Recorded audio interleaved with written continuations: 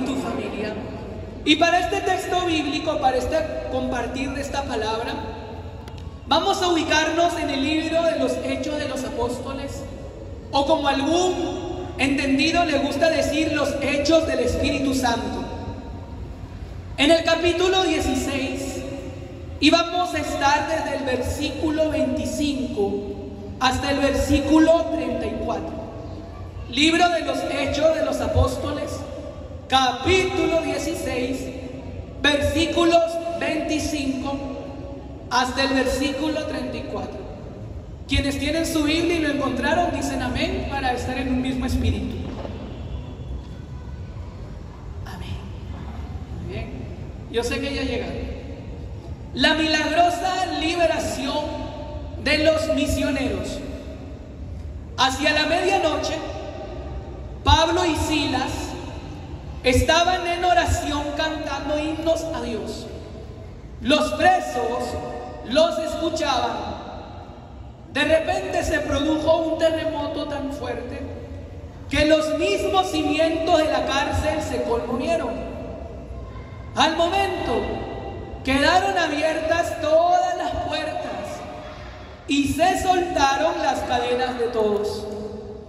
Despertó el carcelero y al ver las puertas de la cárcel abiertas, sacó la espada e iba a matarse, creyendo que los presos habían huido.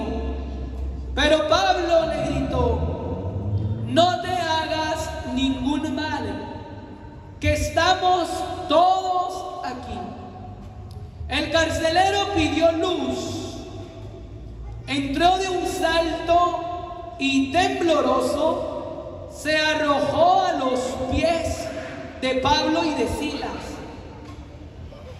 Los sacó fuera y les dijo: señores, ¿qué tengo que hacer para salvarme? Le respondieron: ten fe en el Señor Jesús y te salvarás tú y tu casa. Y le anunciaron la palabra del Señor a él y a todos los de su casa. En aquella misma hora de la noche, el carcelero los tomó consigo y les lavó las heridas. Inmediatamente recibió el bautismo él y todos los suyos. Les hizo entonces subir a su casa, les preparó la mesa y se alegró con toda su familia por haber creído en Dios. Palabra de Dios. Palabra de Dios. Muy bien, qué hermoso. Denle un beso a su palabra quienes la tienen, porque es el mismo Jesús. Jesús palabra. Miren qué interesante. ¿En qué momento del día se encuentran Pablo y Silas en la cárcel? ¿En qué momento del día? ¿En la mañana? ¿En la tarde? ¿En la noche? ¿O en la medianoche, casi como que ya va a entrar para el día siguiente? En la tarde, dice alguno. ¿En qué hora? En la medianoche. Hasta esa hora nos vamos a quedar bien dicho hoy día, ¿verdad? En la medianoche. Miren, Pablo y Silas son dos misioneros, son dos hombres que han sido tocados por Dios. Para entrar en contexto, Pablo ya había tenido una experiencia con Dios mismo. Tuvo él que caer porque él era perseguidor de cristianos, porque él estaba muy apegado a la ley judía y no quería tener de cerca a los cristianos. Es como aquel que usted dirá, uno de la U contra uno de la alianza. No se quieren ver muchas veces. Es como un comunista con un capitalista, de lejitos nomás. O es como un samaritano con un judío en aquellos tiempos. Pablo era perseguidor de los cristianos, pero tuvo un encuentro con el Señor y él fue llamado a predicarle a los gentiles. La palabra de Dios nos dice un capítulo antes, en el capítulo 15, que llamó a dos hombres más para la la evangelización. Uno de ellos, llamado Judas, apodado Barsabás, y otro que era Silas, justamente aquel que le acompaña a Pablo en la cárcel. Silas era un dirigente entre los hermanos, es decir, que era un hermano que estaba puesto adelante en el servicio para dirigirlos como un responsable de una comunidad pastoral, parroquial, de una coordinación, de un movimiento eclesial. Él era un dirigente, pero la palabra de Dios dice que también él era profeta, es decir, que anunciaba la palabra de Dios a tiempo y a destiempo, que era un hombre que denunciaba el pecado y las irregularidades, y era un hombre que había renunciado a los placeres del mundo para seguir a Cristo. Amén. Entonces, ese era Silas. Pablo y Silas van a ser llamados a la misión, porque antes de que Pablo estuviera con Silas como misionero, Pablo estaba con Bernabé. Pero hubo como que en medio ahí algo que no le gustó a Pablo, y es que Bernabé llamó a un tal Juan Marcos, que es justamente el evangelista Marcos. No me centraré en los detalles, pero eso no le gustó a Pablo, porque en algún momento de la vida Juan Marcos había huido en la misión. Entonces Pablo dijo: no, a Juan Marcos conmigo no lo traigas, porque ese huye frente a la persecución. Pero Bernabé dijo: no, Pablo, hay que tener misericordia, yo me lo llevo. Y Pablo se llevó a Silas. Pablo y Silas llegan a una tierra de Macedonia, así se llamaba la tierra de Macedonia, y ellos comienzan a predicar la palabra de Dios.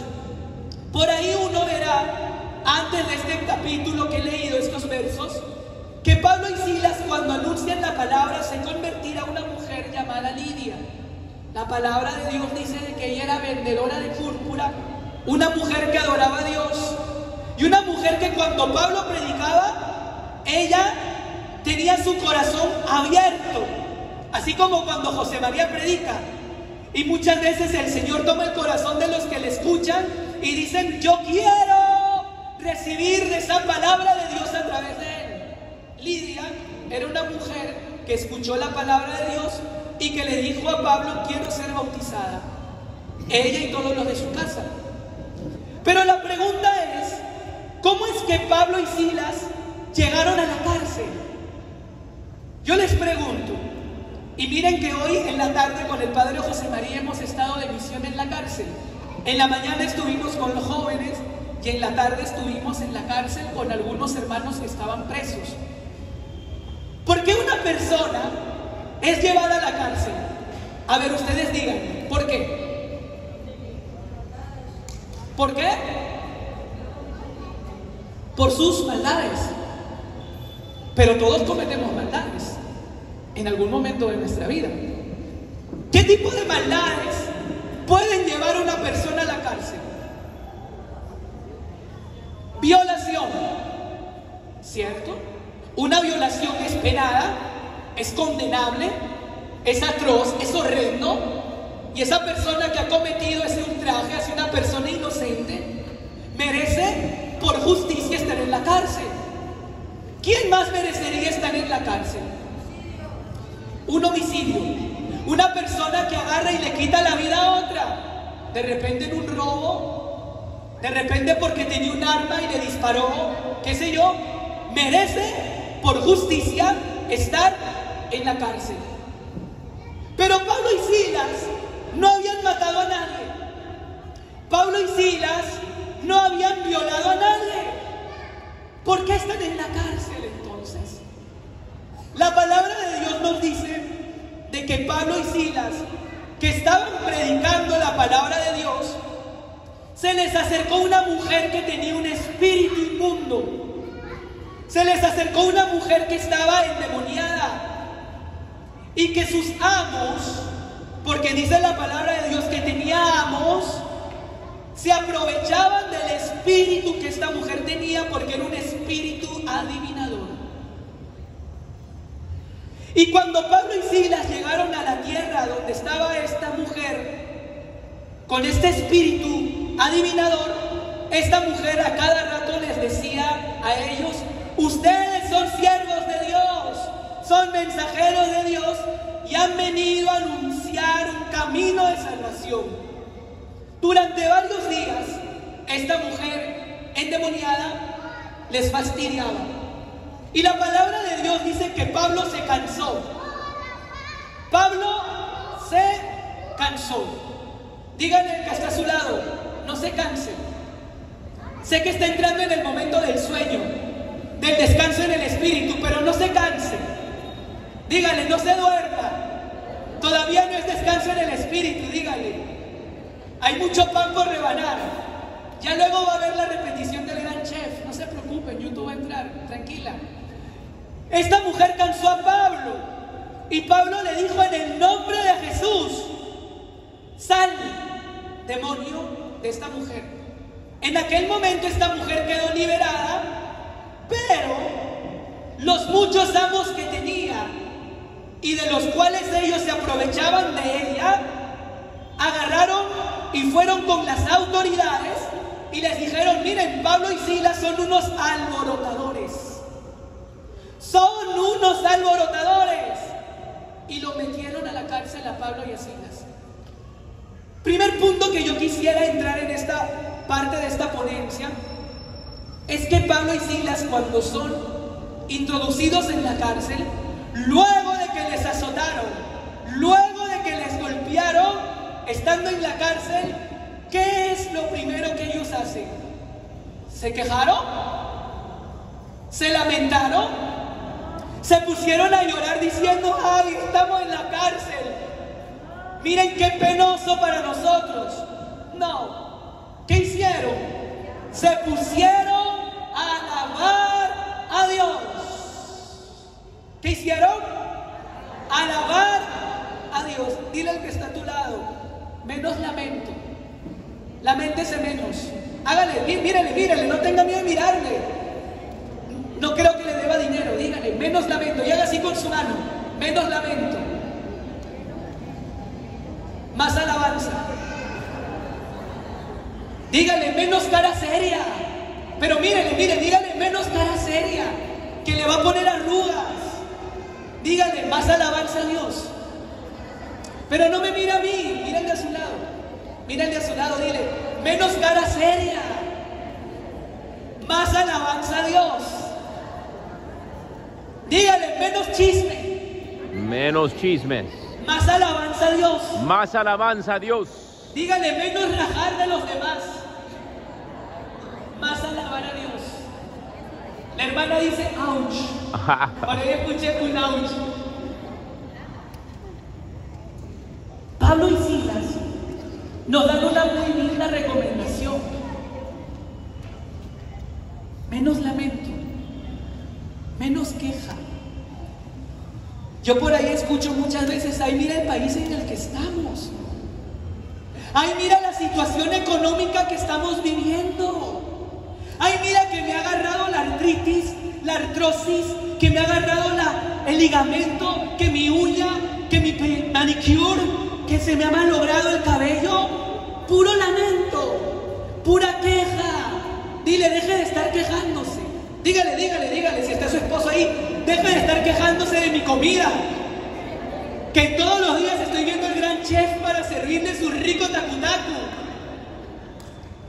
Dígale: deje de quejarse tanto. Pero dígale fuerte: deje de quejarse tanto.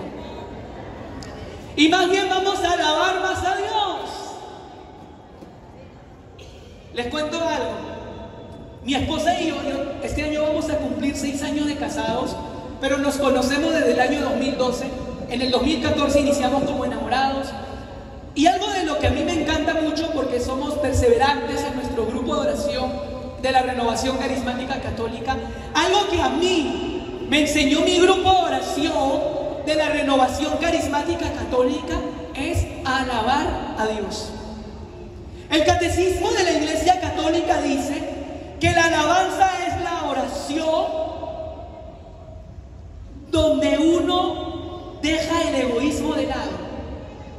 En la oración de petición, uno está pidiendo para sí. Señor, yo te pido que cures mi enfermedad. Señor, yo te pido un nuevo carro para mi trabajo. Señor, yo te pido que mi esposa comience a cocinar más rico. Señor, yo te pido que mi esposo se bañe.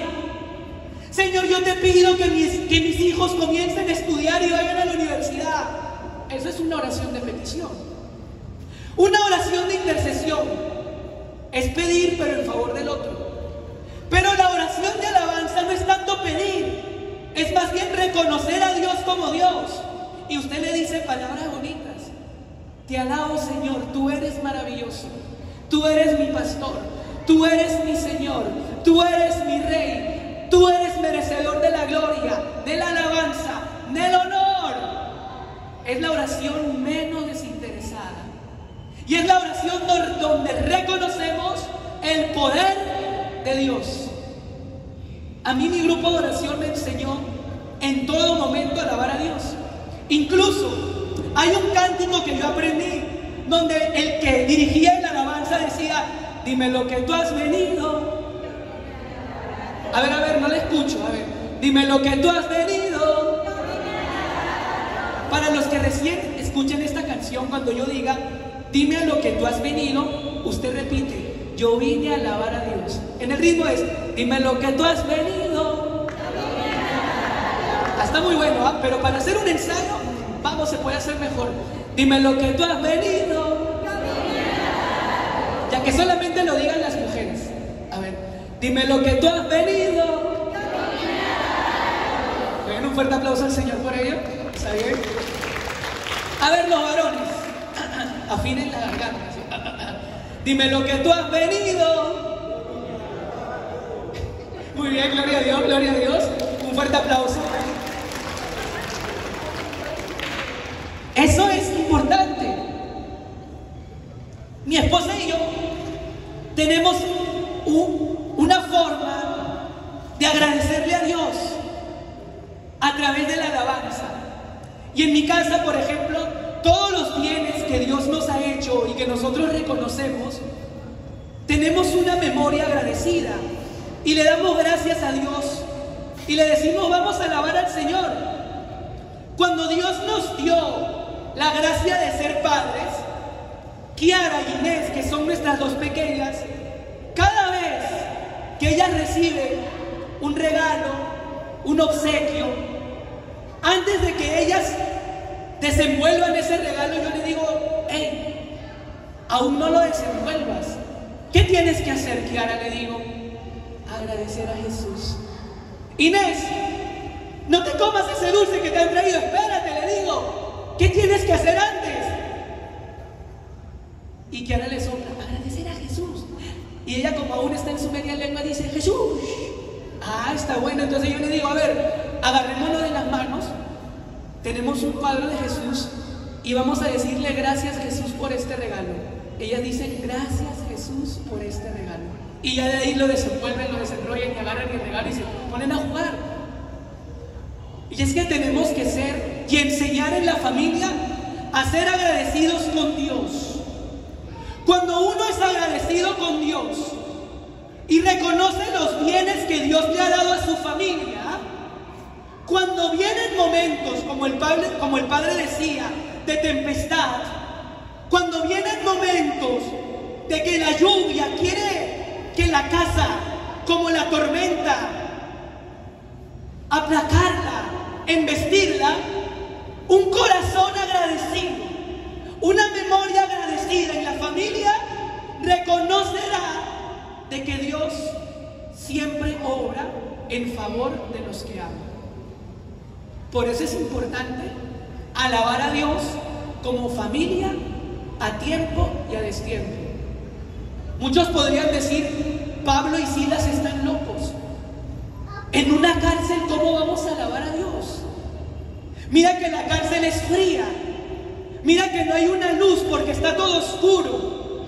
Mira que estamos entre barrotes, que no tenemos la libertad para hacer las cosas que hacíamos cuando estábamos afuera. Pero Pablo y Silas, en vez de lamentarse y de quejarse por la situación que están viviendo, alaban a Dios.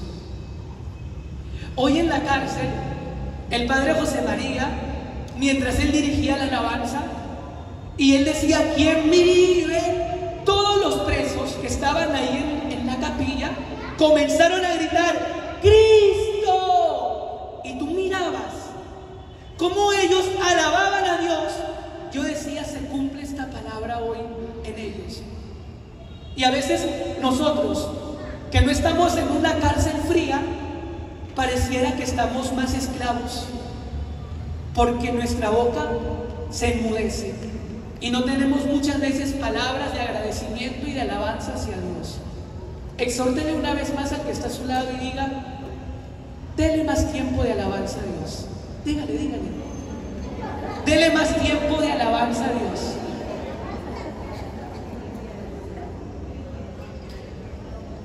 Ellos alaban en la medianoche, en la oscuridad. ¿Y qué fue lo que ocurrió en medio de la alabanza? ¿Quién me puede decir qué ocurrió? ¿Sí? Perfecto. Se abrieron las puertas. Miren, qué bendición. La alabanza abre todas las puertas, porque la alabanza tiene poder. ¿Qué más pasó? Exacto. ¿Qué es eso? ¿Qué es eso? ¿Que voy a lavar ropa? ¿Tener? ¿No qué es? Se rompieron las cadenas que tenían atados en los brazos. La alabanza libera. ¿Pero qué más? ¿Sucedió algo más en medio de la alabanza? Algo ocurrió. Aparte de que se abrieron las puertas, aparte de que se rompieron las cadenas, algo ocurrió. Un terremoto, ¿verdad? Y un terremoto, ¿qué hace? Nos sacude. Sacude al que está a su lado. Hágale terremoto, terremoto, sacúdale, sacúdale. ¡Ey, sacúdale, sacúdale, sacúdale, sacúdale, sacúdale, sacúdale! Exacto, pero no abusen, no abusen. Sacúdale, pero no abusen. Hubo un gran terremoto. Miren, todos los presos estaban atentos. La palabra de Dios dice que escuchaban. Pero había uno solo en ese lugar que se había vuelto un grupo de oración, que se había vuelto como un cenáculo de Pentecostés. Había uno solo que estaba dormido. Mírenle al costado. ¿Ese será? ¿Será ese? ¿Será esa hermana? A ver, mírenme. Parece, no lo sé. Dice la palabra de Dios que uno solo estaba dormido y que tuvo que ocurrir un terremoto para que recién se despertara. Tuvo que tener una sacudida para recién despertarse, para recién levantarse. ¿Quién era? El carcelero. En aquel momento le pusieron la canción Mi primera chamba. Porque su único trabajo, miren, en el capítulo 16, versos atrás, versículo 23 del capítulo 16. Después de haberles dado muchos azotes a Pablo y a Silas, los echaron a la cárcel y mandaron al carcelero que los guardara con todo cuidado. Él tenía que hacer solamente una cosa: llevarles y cuidarles, nada más. ¿Qué hizo este hombre? Verso 24. Al recibir la orden de sus superiores, los metió en el calabozo interior, sujetó sus pies y luego se quedó dormido, se quedó jato. Hizo lo que le mandaron, pero al instante se quedó dormido. Dígale al que está a su lado: no se duerma. Todavía no es hora de dormir. Despierte. ¿O quiere que el Señor mande un terremoto? De seguro ahí se va corriendo y dice: nada, que los niños primero, yo me voy. Pero tienes tu hijo ahí, que corra, para eso todos los días él a jugar fútbol. Tuvo que ocurrir un terremoto en su vida para que se levantara. Cuando se levantó, es interesantísimo lo que él hizo en aquel momento. Miren, vuelvo a leerles. En el capítulo 16, versículo 27. Despertó el carcelero y al ver las puertas de la cárcel abiertas, mire, dice, al ver las puertas de la cárcel abiertas, sacó la espada que tenía e iba a matarse, creyendo, suponiendo que los presos habían huido. Él miró por fuera. Él vio solamente que las puertas de la cárcel estaban abiertas. Él no se tomó tiempo de entrar por esa puerta y ver qué es lo que estaba ocurriendo en el interior. Y yo digo, miren, algo más que hace el poder de la alabanza es sosegar, calmar el corazón y el alma, incluso de los que están en la cárcel.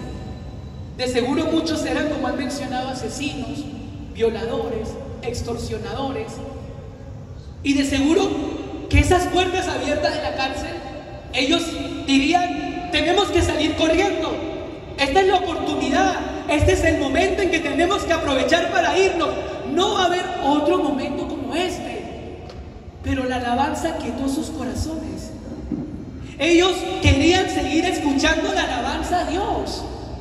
El carcelero, en cambio, estaba no calmado, estaba abrumado, estaba aturdido. Él miró al exterior, él no miró adentro, él no quiso entrar. Y sacando la espada que tenía envainada, quiso hacerse daño, quiso quitarse la vida. San Ignacio de Loyola, un maestro de la espiritualidad, dice: en tiempos de desolación no hay que hacer mudanza. Impresionante. En tiempos de desolación no hay que hacer mudanza. Porque muchas veces tomamos decisiones, como diría mi madre, con la cabeza caliente. Muchas veces tomamos decisiones atolondradas. Muchas veces tomamos decisiones a la intempestiva. No razonamos. No tomamos un tiempo como para respirar profundamente, pedirle a Dios que nos envuelva con su paz y recién decidir. Pero Pablo, que representa la voz de la iglesia, les dice a este hombre: no te hagas ningún mal, no te hagas ningún daño. Esa es la voz de la iglesia. Ese es el anuncio del querigma, donde Dios te dice: no te hagas ningún mal, no te hagas daño. Dios es un Dios de esperanza. Pareciera que por fuera la situación es complicada, pareciera que por fuera la situación es compleja, pareciera que por fuera la situación es difícil.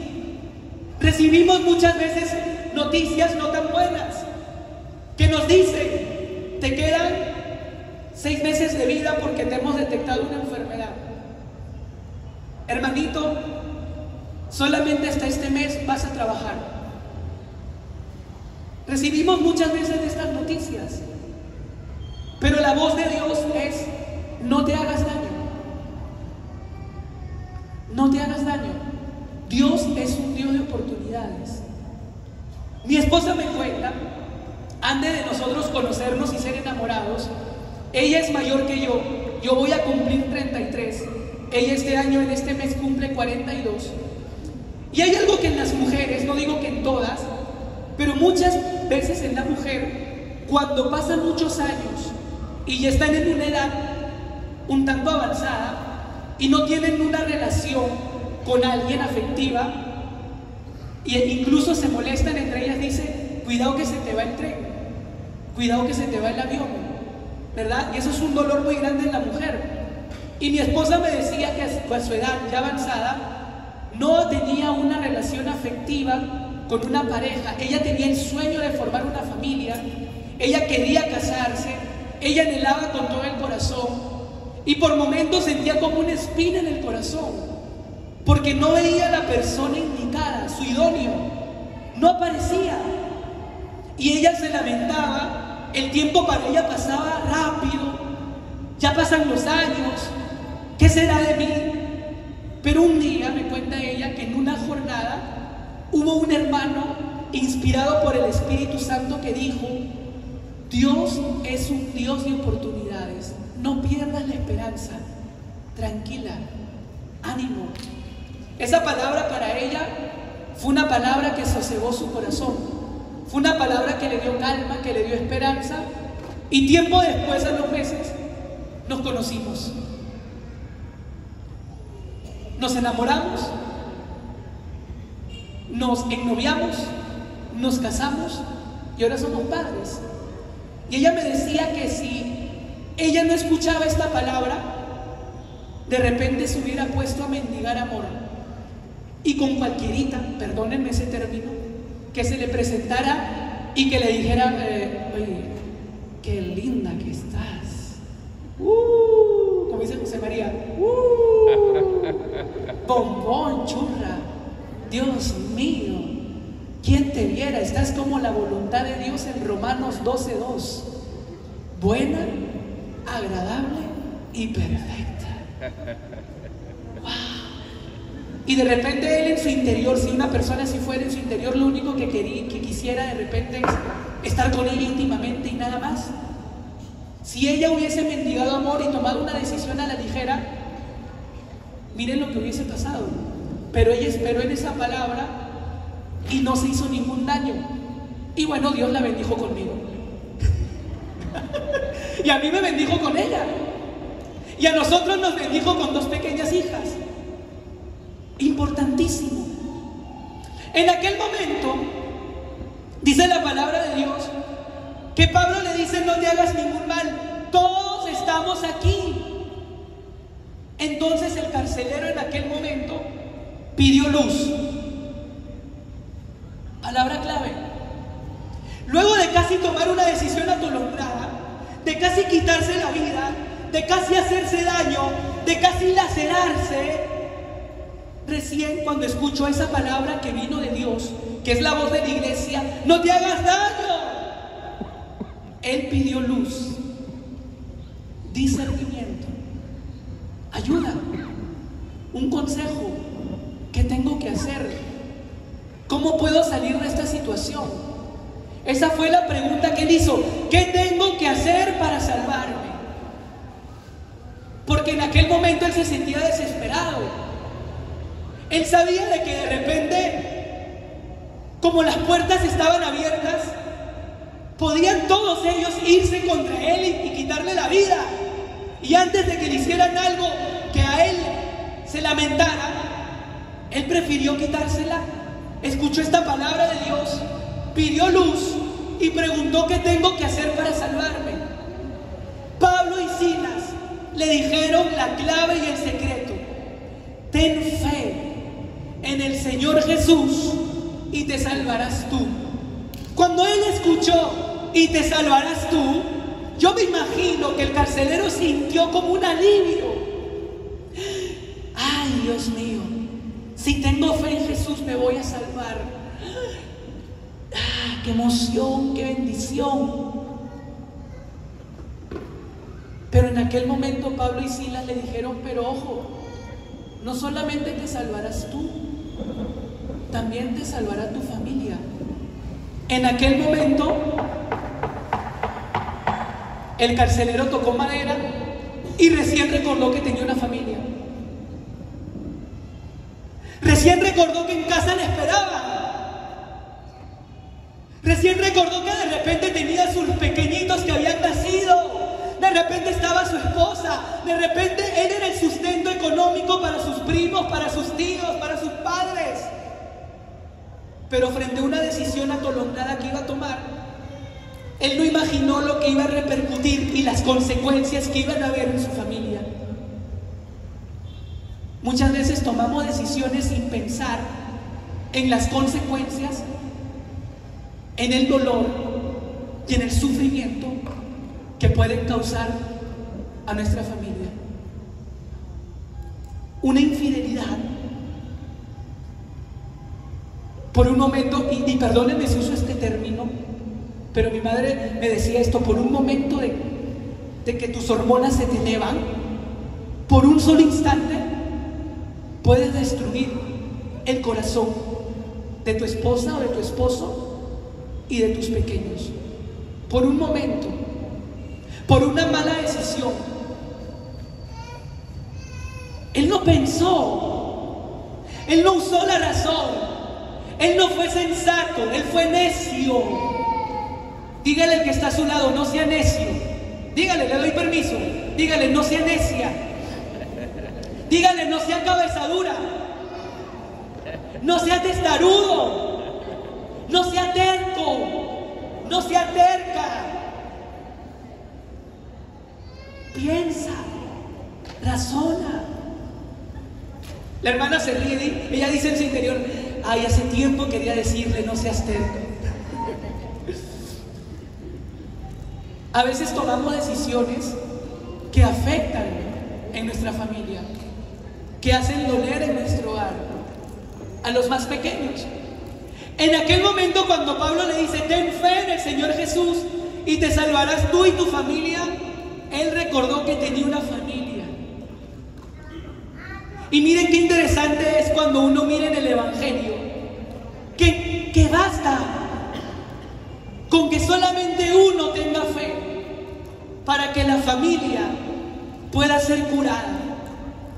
¿Acaso usted no recuerda la fe de una mujer que era madre y que le dijo a Jesús, que pasaba por su lado, y le dijo: Jesús, tengo en mi casa a mi hija que tiene un espíritu inmundo. Libérala, Jesús. Fue una fe osada, fue una fe atrevida. Esta mujer era sirofenicia, era una mujer pagana, pero le dijo a Jesús: en mi casa tengo a mi hija está sufriendo, mi hija está con un espíritu que no le está haciendo bien, libérala. Es la fe de una madre que se atreve a pedirle a Jesús por su hija. Y vio la tanta fe de esa mujer, porque Jesús le dijo: pero no es bueno darle la comida del amo a los perros. Sí, Jesús, pero los perros que se acercan a la mesa comen de las migajas de ese pan. Jesús se sorprendió. Jesús se asombró de ver de que esta mujer, que no era judía, sino que era sirio-fenicia, tenía más fe de aquellos a los que se les había dado la revelación. Y le dijo: mujer, que ocurra como tu fe ha solicitado. Y en aquel instante, la fe de una madre hizo que Jesús obrara un milagro. Es que basta que uno tenga fe en la casa, en el Señor Jesús, y se salva uno y su familia. ¿Y acaso no recuerda aquel momento de un padre en que va donde Jesús y le dice: mira, Jesús, tengo mi hija que está en cama y está muriéndose. Anda a mi casa, impón tus manos y cúrala. Y Jesús le dijo: sí, vamos. Pero cuando estaba por el camino había una mujer que sufría flujos de sangre durante 12 años. Y Jesús tuvo que detenerse para curar a esa mujer. Y este padre que decía, y miraba su reloj, así como usted de repente quiere mirar su reloj y decir: ¿a qué hora acaba este hermano? Que ya quiero ir a la casa, ¿verdad? Y decía: ¿a qué hora acaba? Y acórtenle el micrófono. Este padre también estaba así: ¿a qué hora acaba con esta mujer que yo le dije primero? Yo le toqué la puerta primero para que sanara a mi hijo, a mi hija. Y esta mujer viene a interrumpirme. Que acabe rápido. Y cuando llegó a la casa, toda la gente que estaba alrededor le dijo: ya no molestes al maestro, que tu hija acaba de morir. Imagina el corazón de este hombre, cómo se habrá sentido: desilusionado, el corazón roto, el corazón quebrantado. Tanto que Jesús le tuvo que decir: no tengas miedo, solamente ten fe. Y Jesús dirá: esta niña no está muerta, está dormida. Y toda la gente se comenzó a burlar. Es que cuando uno tiene fe en Jesús, el mundo quiere quitarte esa fe burlándose. Jesús le dice y te dirá a ti como te dirá a mí, frente a una situación compleja y difícil que tengamos en casa, no tenga miedo. Ten fe. Y Jesús le dijo a esta hija de este hombre que se llamaba Jairo, que era un funcionario de la sinagoga, le dijo: Talita cum, muchacha, aquí te digo, levántate. La fe de un padre hizo que Jesús obrara el milagro y devolviera la vida de su hija. ¿Y acaso uno no recuerda que había un hombre que estaba paralítico y tenía 4 amigos? Que no eran solamente sus amigos con los que iba a jugar básquet en el Triunfo, que no era solo su amigo para ir a ver el partido de Perú con la Copa América y vamos a tomarnos unas Coca-Colas heladitas y a comer un rico, que puede ser aquí, que es típico de aquí, un lomo saltado que la hermana Julia va a invitar luego a todos por quedarse más tiempo. No se preocupen, usted da su ofrenda y luego nos vamos a comer lomo saltado. Dios proveerá, que así como multiplicó los panes puede multiplicar el lomo saltado. Que no solamente era su amigo para compartir, eran sus 4 amigos que le acompañaron en sus momentos de enfermedad, de parálisis, y que lo llevaron donde Jesús. Abrieron un banquete y dice la palabra de Dios que Jesús miró la fe de los 4 amigos. No miró tanto la fe de este hombre que estaba paralítico y quedó curado.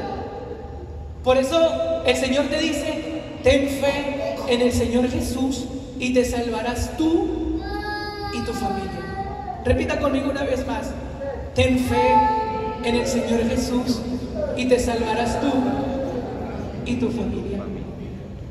Qué importante. Y con esto vamos a terminar, para luego tener un momento de oración y sellar con este momento, porque tenemos hasta las 9. Y es que luego de que él recibió esta palabra, él agarró y se llevó a Pablo y a Silas a su casa. Escucharon con alegría todos los que estaban en su casa la palabra de Dios. Levanten la mano los que han venido con sus familias. No importa, su esposo, su esposa, hijos. Miren, qué bendición, qué lindo. A ver, abrace a su familia, abrácele, abrácele, abrácele. Haga un gesto de amor, un gesto de cariño. Qué lindo, qué hermoso, qué maravilloso. Este carcelero hizo que entrara la palabra de Dios en su casa.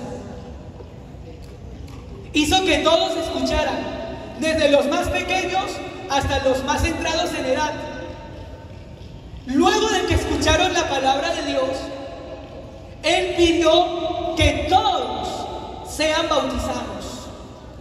Miren, la palabra de Dios es tan bella que refiere que todos, y todos es todos. ¿Sí o no, José María? Todos es todos.